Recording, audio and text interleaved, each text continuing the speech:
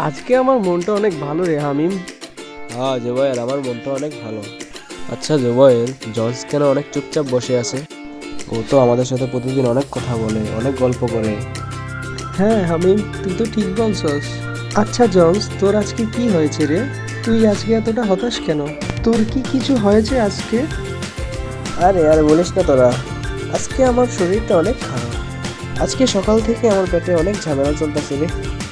ও তাই নাকি? তাহলে তো তোর বাড়িতে গিয়ে বিশ্রাম নেওয়ার উচিত ছিল।